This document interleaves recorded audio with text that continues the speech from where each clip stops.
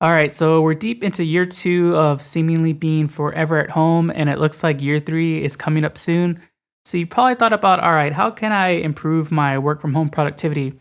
Well, that's what we're going to talk about today on The Grind. We're going to talk about some different tools that you can use to improve working from home.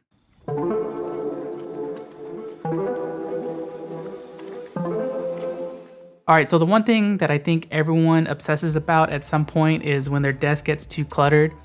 And if you're working at home, maybe you have like a work laptop in addition to like your gaming PC, or maybe you have an iPad. And it would just be crazy to have keyboards and mice for all of them. And nobody has time to spend all day zip tying and organizing their wire management. Although I'm pretty sure there's some probably awesome YouTube videos and masters teaching you how to do some wire management. So in that case, wireless devices are your best friend, and even better are wireless devices that can work between different machines and switch between them. So Bluetooth is your best friend in this case. So for example, you can get a Bluetooth mouse, a Bluetooth keyboard. So Logitech's MX series really specializes in this, and you can connect these wirelessly to various different computers that you have set up. It can even be like tablets, portable PCs, like an iPad. And just with the click of a button, you can switch between the different devices on the go. Some of them like even have like a seamless transition between the two. It's pretty neat. And on the same front, you probably don't want to be connected to your desk with, headphones. So wireless headphones are great. A lot of times they also have noise canceling. So if you need to like kind of tune out the world around you, if you have a lot of distractions, really neat as well. But one thing to remember is that all these wireless devices unfortunately have to be charged at some point in time. So it's good to have like a little like USB hub on your desk so you can quickly plug in all your peripherals one night, let them charge, and then get to work the rest of the week. So when you're really busy on your projects, it can seem almost overwhelming on knowing how to get started. Like, what do I start with first? What's the most important task? Or sometimes you get distracted with another task and other ones suffer. Maybe you don't do the high priority one first. So it's good to use a variety of tools and services to orient yourself. Now, some people are magicians and can use one whole thing to manage their lives, like Notion. I actually kind of like to divide my tasks up into different services. So I like to have Google Tasks, which is just up in front of me all the time, just to like outline my day. Like, what are the little things that I want to get done? And it's satisfying just to check them off and like feel like you have accomplished something. Now for overall project management, like to kind of see the big picture things, I like to use Meister Task, and all these are web-based stuff.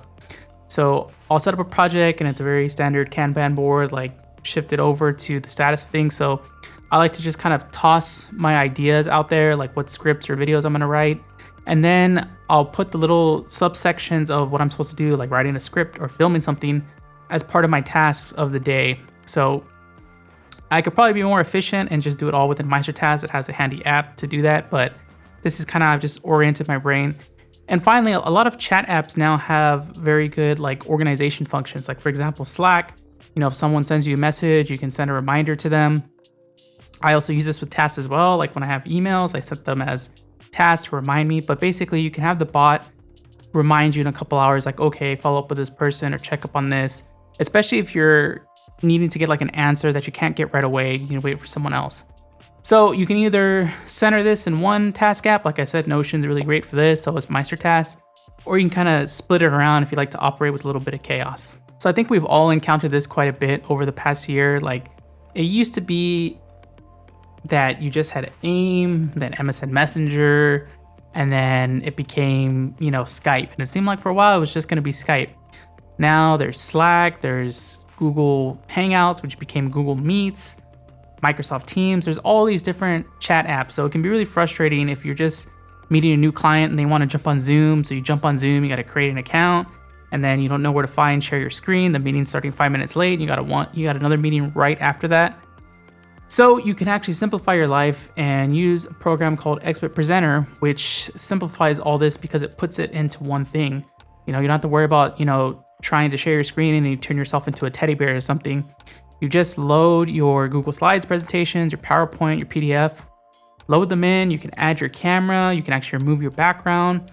And the good thing is that XSplit Presenter is a virtual camera. So all those apps and pretty much any future app to come XSplit presenters can be added as a video source, and that's all you need. Now you can just share your screen. You might need to remind someone to pin you so you're full screen all the time, and you're good to go. So I was looking at the analytics, and we're starting to skew a little bit older here, and unfortunately we're not young forever. So you start to feel it now.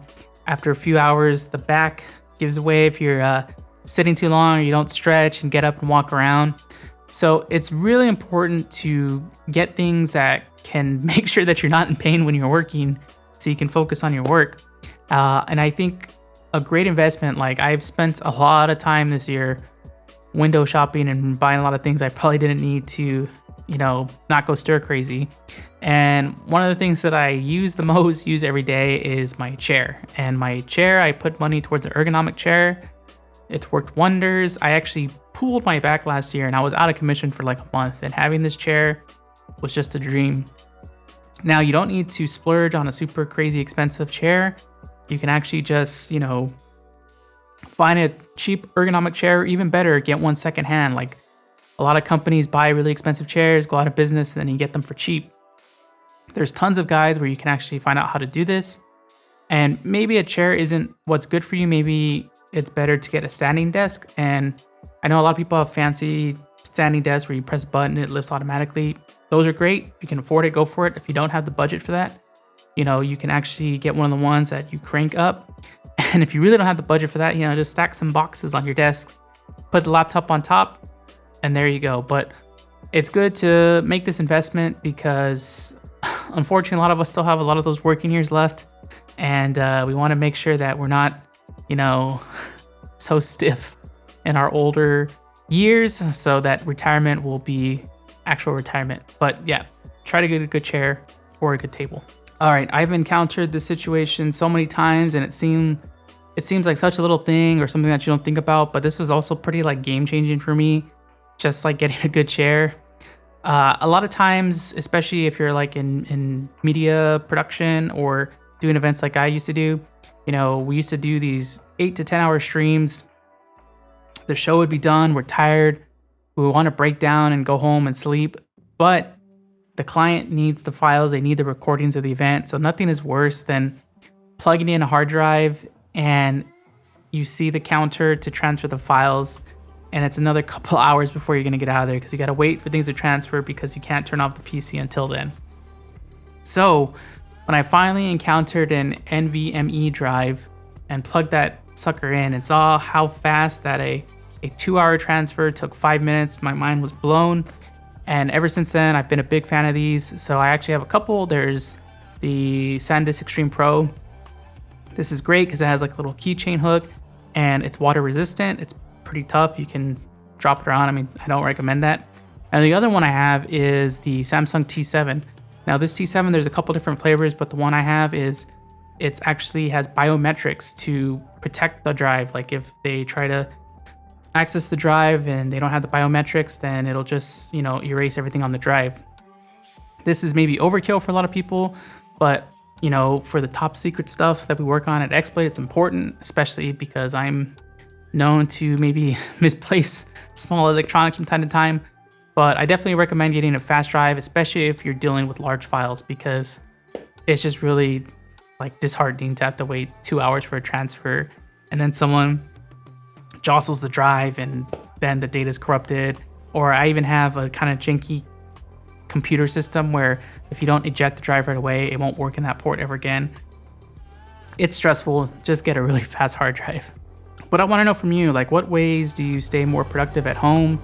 Is it, sneaking in some more naps? Let me know in the comments. Give a like if this video was helpful, and be sure to subscribe for more ways to stay on the grind.